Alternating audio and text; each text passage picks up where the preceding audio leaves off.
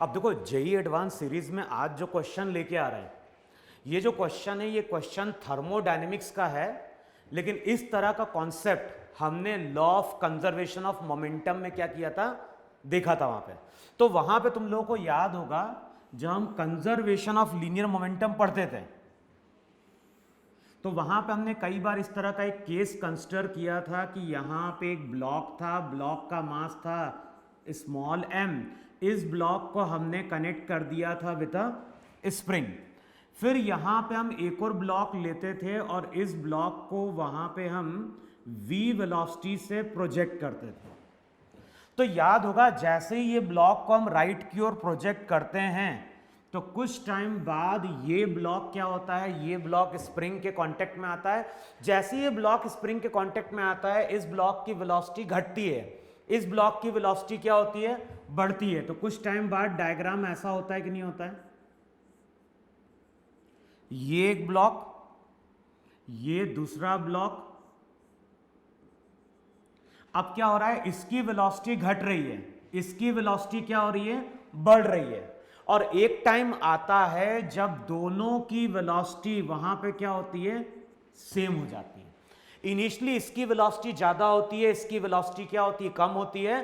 तो जब भी हम इस ब्लॉक पे बैठ के इस ब्लॉक को देखते हैं तो ये ब्लॉक पास आता हुआ दिखाई देता है, और पास आता हुआ दिखाई देगा, इसका मतलब ये हुआ कि स्प्रिंग कंटिन्यूअसली वहां पे क्या होगी, कंप्रेस हो रही होगी। और एक टाइम ऐसा आता है जब दोनों की वेलोसिटी वहां पे क्या होती है, सेम होती है। और जिस टाइम पे दोनों की वेलोसिटी सेम थी उस टाइम पे स्प्रिंग में कंप्रेशन जो था वो मैक्सिमम था। देखो याद है कि नहीं याद है, जिस टाइम पे दोनों ब्लॉक की वेलोसिटी सेम होती है उस टाइम पे स्प्रिंग में कंप्रेशन क्या होता है, मैक्सिमम होता है। अच्छा, वहां पे जब क्वेश्चन सॉल्व करते थे इस पीरियड को हम सिस्टम मानते थे। अगर ये वेलोसिटी v नॉट है तो वहां पे याद होगा हम लोग मोमेंटम कंजर्व करवाते थे m v नॉट, बाद में क्या लिख देते थे, m plus m into v. तो वहां पे हम मोमेंटम कंजर्व कराते थे क्योंकि सिस्टम पे लगने वाला एक्सटर्नल फोर्स जीरो था, और ब्लॉक का मास हम कंसिडर करते थे, स्प्रिंग के मास को हम नेग्लेक्ट करते थे, स्प्रिंग को हम मासलेस मानते हुए चलते थे। लेकिन प्रैक्टिकली अगर देखोगे तो कोई भी स्प्रिंग मासलेस नहीं होती है। तो वहां पे हमारा एजम्पशन था कि जो स्प्रिंग है, स्प्रिंग का मास नेग्लिजिबल है, उसको नेग्लेक्ट करते हुए हम पूरे सिस्टम का मोमेंटम क्या कर देते थे, कंजर्व कर देते थे। तो यही कॉन्सेप्ट है जो कि हमें इस क्वेश्चन में क्या करना है, यूज करना है। अब जो भी क्वेश्चन है, क्वेश्चन में क्या बोल रहा है, क्वेश्चन में बोल रहा है कि यहां पे एक कंटेनर है, यहां पे एक पिस्टन है, यहां पे भी तुम्हारा क्या है, एक पिस्टन है। इन दोनों के बीच में यहां पे क्या है, गैस फिल्ड है। अच्छा, इसका मास कितना दिया हुआ है, इसका मास भी m है, इसका मास भी कितना है, m। अब क्वेश्चन में क्या बोल रहा है, क्वेश्चन में बोल रहा है in a long fixed horizontal pipe two identical piston A and B each of mass m। Mass की वैल्यू कितनी दी हुई है, मास की वैल्यू दी हुई है 415 gram. Can slide without friction, the pipe and the piston are made of perfect heat insulating material. तो जो भी सिस्टम है वो यहां पे क्या है, इंसुलेटर है। इंसुलेटर का मतलब है ना तो हीट अंदर जा सकती है, ना ही हीट क्या होगी, बाहर निकलेगी। अब क्वेश्चन में क्या बोल रहा है, the space between the piston is filled with, mole को डिनोट कर रहा है n से, हम लोग कई बार म्यू भी लेके चलते हैं वहां पे। तो जो भी मोल्स हैं वहां पे 0.1 मोल ऑफ गैसियस हीलियम है। The piston A is given an initial velocity 12 metre per second, तो इसको इनिशियल वेलोसिटी दी है 12 metre per second. Towards the piston B, find the maximum temperature of the gas in ensuing motion of the piston. तो हमें यह मालूम है यहां पे कि इस केस में जैसे हम इस पिस्टन को u वेलोसिटी देंगे, गैस वहां पे क्या होगी, कंप्रेस करना स्टार्ट करेगी। अब जो गैस रहेगी, गैस यहां पे कंप्रेस होगी, तो बेसिकली गैस के ऊपर यहां पे क्या हो रहा होगा, वर्क हो रहा होगा। देखो है कि नहीं है, हमें मालूम है कि जो भी प्रोसेस है, प्रोसेस यहां पे एडियाबैटिक है, तो डेल्टा क्यू क्या हो गया, 0। तो जो भी डेल्टा यू होगा वो माइनस ऑफ डेल्टा डब्ल्यू होगा कि नहीं होगा? तो यहां पे जब हम पिस्टन को u वेलोसिटी देंगे तो बेसिकली अब गैस पे क्या हो रहा होगा, वर्क हो रहा होगा, और उस वर्क के कारण सिस्टम की जो इंटरनल एनर्जी क्या होगी, इंक्रीज करेगी, और इंटरनल एनर्जी इंक्रीज करेगी तो टेम्परेचर भी वहां पे क्या होगा, बढ़ रहा होगा। अब क्वेश्चन का कॉन्सेप्ट जो है वो समवॉट उसी तरह से है जो हमने 2 ब्लॉक और स्प्रिंग का केस कंसिडर किया था।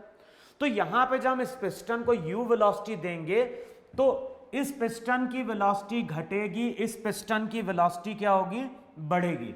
और बताओ एक टाइम ऐसा आएगा कि नहीं आएगा, एक टाइम ऐसा आएगा कि ये पिस्टन यहां पे होगा, ये पिस्टन यहां पे होगा, और जो भी गैस है, गैस यहां पे कंप्रेस हो रही होगी, और मैंने क्या बोला, एक टाइम ऐसा आएगा जब दोनों की वेलोसिटी वहां पे क्या होगी, सेम होगी।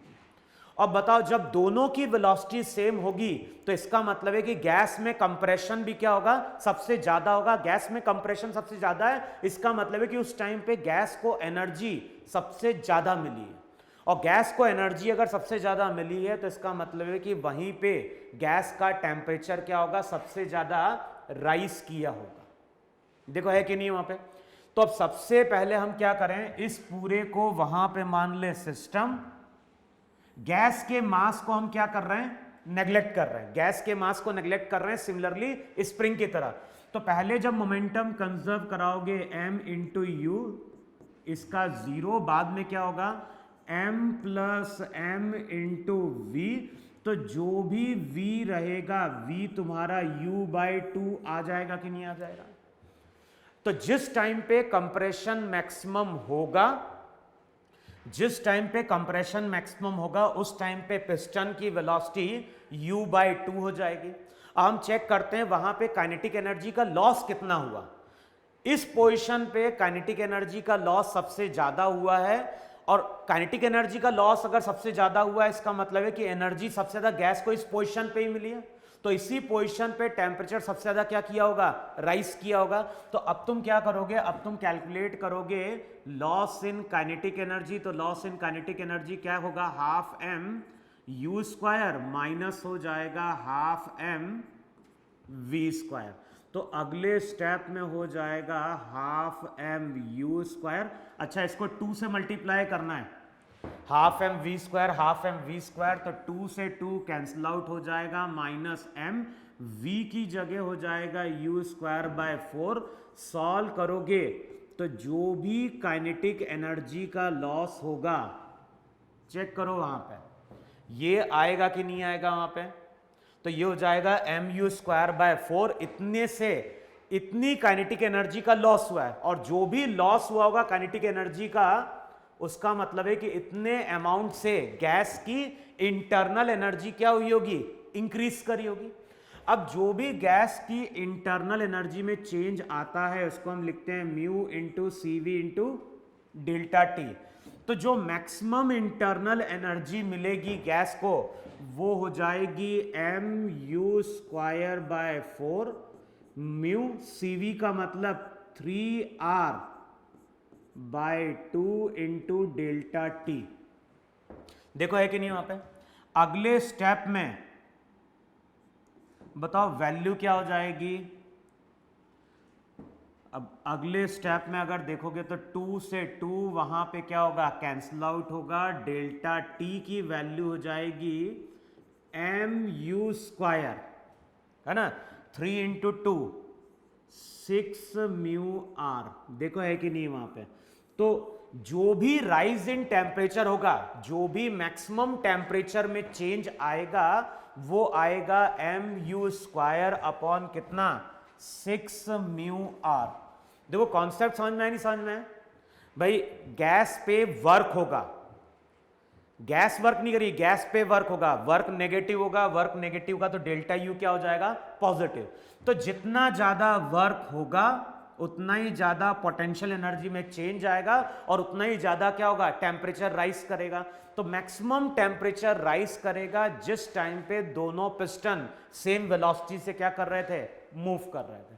तो बेसिकली क्वेश्चन को तुम देखोगे, तुम्हें पहले टाइम पे तुम्हारे माइंड पे स्ट्राइक कर जाएगा कि ये क्वेश्चन समवॉट सिमिलर है दो ब्लॉक और स्प्रिंग के केस से। तो वो रिजल्ट तुम्हें याद रखना है कि जब भी दोनों ब्लॉक एक साथ चलते हैं उस टाइम पे काइनेटिक एनर्जी का लॉस मैक्सिमम होता है और स्प्रिंग में एनर्जी क्या होती है, सबसे ज्यादा होती है।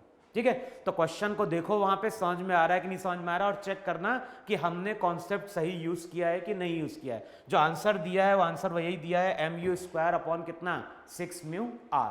ठीक है, तो नोट डाउन कर लो इसको वहां पे।